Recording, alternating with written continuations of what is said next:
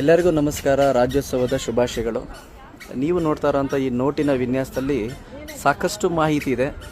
ಏನೆಲ್ಲ ಮಾಹಿತಿ ಇದೆ ಅಂದರೆ ಕರ್ನಾಟಕ ಅಂತ ಹೆಸರೇವಾಗ ಇದರಲ್ಲಿ ಒಟ್ಟು ನಮ್ಮ ಕರ್ನಾಟಕದಲ್ಲಿ 31 ಜಿಲ್ಲೆಗಳಿದೆ. ಅದನ್ನು ನೆನಪಿಟ್ಕೊಳಕ್ಕೆ ಇದೊಂದು ಸೂತ್ರ ಫಾರ್ಮುಲಾ ಏನಿದೆ ಸರ್, ಇದನ್ನು ಡಿಕೋಡ್ ಮಾಡಿದ್ರೆ ನಮ್ಮ ಮಕ್ಕಳಿಗೆ ಎಲ್ಲ ಜಿಲ್ಲೆಗಳ ಹೆಸರು ಬಾಯಲ್ಲಿ ಬರಬೇಕು.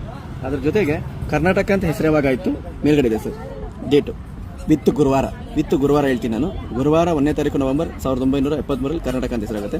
ಶಾಸ್ತ್ರೀಯ ಭಾಷೆ ಅಂತ ಹೇಳ್ಬಿಟ್ಟು 31 ಅಕ್ಟೋಬರ್ 2008 ಆಗುತ್ತೆ. ಕರ್ನಾಟಕದ ಲಾಂಛನ ಲೋಗೋ ಗಂಡ ಬೇರಂಡ ಆಗಿರುತ್ತೆ. ನಮ್ಮ ಭಾಷೆ ವಿಶ್ವದ ಲಿಪಿಗಳ ರಾಣಿ ಅಂತ ಕರೆಸ್ಕೊಂತಾಳೆ. ನಮ್ಮ ಜೀವನದಲ್ಲಿ ನೆನೆಯಬೇಕಾದ ಒಬ್ಬರು ಪ್ರಾತಸ್ಮರಣೀಯ ಯಾರಿದ್ದಾರೆ ಅಂದರೆ ಅವರು ನಮ್ಮ ನಾಲ್ವಡಿ ಕೃಷ್ಣರಾಜ ಒಡೆಯರ್. ಅವರ ಕೊಡುಗೆ ತುಂಬಾನೇ ಇದೆ.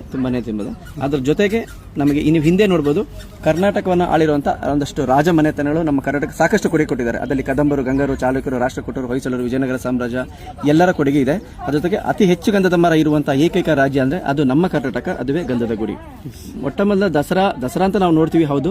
ಆದರೆ ಮೊಟ್ಟಮೊದಲ ದಸರಾ ಶುರುವಾಗಿದ್ದು ನಮ್ಮ ಮೈಸೂರಲ್ಲಿ 610 ಕ್ರಿಸ್ತಶಕ 1610 ಶುರುವಾಗುತ್ತೆ. 8 ಜ್ಞಾನಪೀಠ ಪ್ರಶಸ್ತಿ ಬಂದಿದೆ ನಮಗೆ. ಆ 8 ಜ್ಞಾನಪೀಠ ಪ್ರಶಸ್ತಿಗಳನ್ನ ಆರ್ಡರ್ ನೆನ್ಪಿಟ್ಕೊಳಕ್ಕೋಸ್ಕರ ಒಂದಾದ್ಮೇಲೆ ಎರಡು ನೆನ್ಪಿಟ್ಕೊಳಕ್ಕೋಸ್ಕರ ಇದೊಂದು ಫಾರ್ಮುಲಾ ಇದೆ, ಸೂತ್ರ. ಆ ಸೂತ್ರ ಹೇಳುತ್ತೆ ಕೂದ ಶೀಮಾ ವಿಯುಗಿಚಂ. ಕು ಅಂದ್ರೆ ಕುವೆಂಪು, ದಾರ ಅಂದ್ರೆ ದಾರಾಬೇಂದ್ರೆ, ಶಿ ಅಂದ್ರೆ ಶಿವರಾಮ್ ಕಾರಂತ್, ಮಾ ಅಂದ್ರೆ ಮಾಸ್ತಿ, ಬಿ ವಿಕ್ರು ಗೋಕಾಕ್, ಯು ಯುವರಾನ್ಮೂರ್ತಿ, ಗಿ ಗಿರೀಶ್ ಕರಡ್, ಚ ಚಂದ್ರಶೇಖರ್ ಕಂಪಾರ್. 8 ಜ್ಞಾನಪೀಠ ಪ್ರಶಸ್ತಿ ನಾವು ನೆನ್ಪಿಟ್ಕೋಬೇಕು, ಮುಂದಿನ ಪೀಳಿಗೆ ನಮ್ಮ ಮಕ್ಕಳಿಗೆ ಹೇಳ್ಕೊಡ್ಬೇಕು ಅನ್ನೋ ಕೋಸ್ಕರ ಮಾಡಿದ್ದೀನಿ. ಕರ್ನಾಟಕದ ನೃತ್ಯ ಯಕ್ಷಗಾನ, ಕರ್ನಾಟಕದ ಸಂಗೀತ ಸರಿಗಮ ಪದ ನೀ ಬಂದ್ರೆ ಕರ್ನಾಟಕ ಸಂಗೀತ, ಸರಿಗಮ ಪದ ನೀ ಸಾ ಬಂದ್ರೆ ಎಂಡಲ್ ಸಾ ಬಂತಂದ್ರೆ ಅದು ನಮ್ಮ ಹಿಂದೂಸ್ತಾನಿ ಸಂಗೀತ, ಅದು ಕೂಡ ನಮ್ಮದೇ. ಇಷ್ಟು ಮಾಹಿತಿ ನಾವು ಕನ್ನಡಿಗರಾಗಿ ಮುಂದಿನ ಪೀಳಿಗೆಗೆ ಗರ್ವದಿಂದ ಹೇಳ್ಕೊಬೇಕು, ನಾನೊಬ್ಬ ಕನ್ನಡಿಗ ಅಂತ.